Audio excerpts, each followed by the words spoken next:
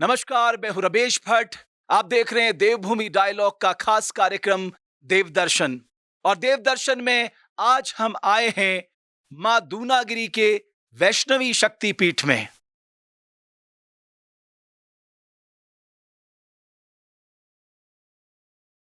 देवी पूजी पद कमल तुम्हारे, सुर नर मुनि सब होए सुकारे।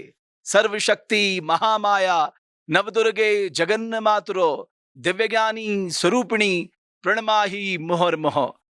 जिस शक्तिपीठ में आज हम खड़े हैं, ये शक्तिपीठ जो है, इसका ताल्लुक त्रेता युग से भी है, द्वापर युग से भी है।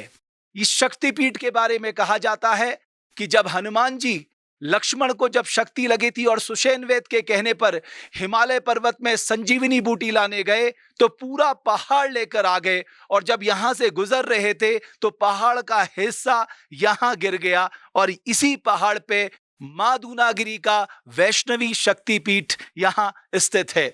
और कहते हैं कि जो भक्तजन यहां आते हैं, मां उनकी मनोकामना पूर्ण करती है। और आइए अब मैं यहां के जो पंडित जी हैं उनसे बात करता हूं और उनसे मां के महात्म्य के बारे में जानता हूं। प्रणाम पंडित जी, बहुत अभिनंदन है आपका देवभूमि डायलॉग में। मां के महात्म्य के बारे में थोड़ा सा आप बताइए विस्तार से। जी, मेरा नाम है आनंद गिरी गोस्वामी जी, पुजारी हूँ मैं। हाँ। मंदिर का। हाँ। जी, यहाँ पे आदि शक्ति माँ दूनागिरी की एक शक्तिपीठों में से है। माँ दूनागिरी आदि शक्ति, जिसके नाम से द्रोणांचल पर्वत लेके आ रहे थे सजनी बुट्टी, जब द्रोणांचल पर्वत से हनुमान जी, तो उसका एक हिस्सा यहाँ पे गिरा था। हाँ। वो पहाड़, वो पर्वत है एक ही। हाँ। माँ का यहाँ जो है वो है निवास है। हाँ। ये आदि शक्ति माँ दूनागिरी। तो माँ का कौन से रूप है यहाँ पर? ये शैलपुत्री और ब्रह्मचारिणी के रूप में है माँ। हाँ।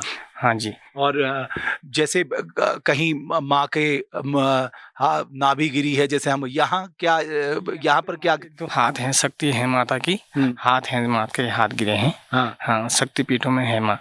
और द्रोणाचार्य जी ने भी यहाँ तपस्या की थी? जी, तपस्या की थी उन्होंने यहाँ पे। हाँ। जी, वो पर्वत है, ये पहाड़ है ये माँ का। हाँ जी। तो आपने सुना कि यहाँ पर माँ के 2 हाथ गिरे हैं। और दूसरी बात यह है कि गुरु द्रोणाचार्य जो कौरव और पांडवों के गुरु थे, उन्होंने यहाँ पर तपस्या की। इसे द्रोणागिरी मंदिर भी कहा जाता है, द्रोणागिरी पीठ भी कहा जाता है।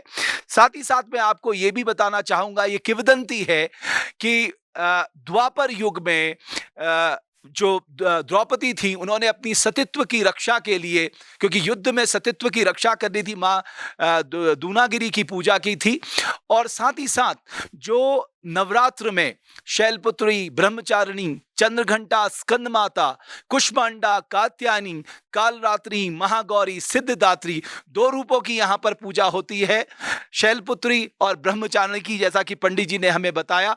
और अगर मैं आपका इसको विहंगम, इसका प्राकृतिक दृश्य दिखाने की आपको कोशिश करूं, तो आप देखेंगे चारों ओर से यहाँ पर बांज के आच्छादित पेड़ हैं। प्रकृति यहाँ विशेष रूप पे अपनी कृपा दृष्टि बनाए हुए है। और जैसे ही जो भी भक्तजन, कहा जाता है नवरात्र में बड़ी तादाद में भक्तजन यहाँ आते हैं और वो जो भी मनोकामना मांगते हैं, उनकी मनोकामना पूर्ण होती है। और जब मनोकामना पूर्ण हो जाती है तो यहाँ पर वो वस्त्र, भेंट, प्रसाद, सोने का मुकुट, चांदी का मुकुट और घंटियां यहाँ पर देवी माँ को चढ़ाते हैं जब उनकी मनोकामना पूर्ण हो जाती है। यहाँ बड़े पैमाने पे भंडारा भी लगता है और समुद्र तल से 7000 फीट ये ऊपर है ये जो देवी माँ का शक्तिपीठ है।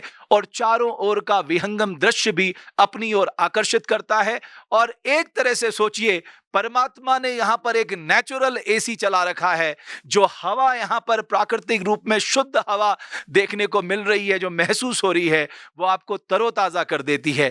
तो आज देवदर्शन कार्यक्रम में हमने आपको माँ का जो शक्तिपीठ है, दूनागिरी वैष्णवी शक्तिपीठ है, उसके दर्शन कराए। और हम सब माँ से यही प्रार्थना करते हैं कि सर्वे भवन्तु सुखिनः, सर्वे सन्तु निरामया, सर्वे भद्राणि पश्यन्तु, माँ कश्चित् दुःख भाग् भवेत्। हे माँ, संपूर्ण विश्व में शांति प्रदान करना, सभी को निरोगी रखना, सभी को सुखी रखना। बहुत बहुत धन्यवाद आपका।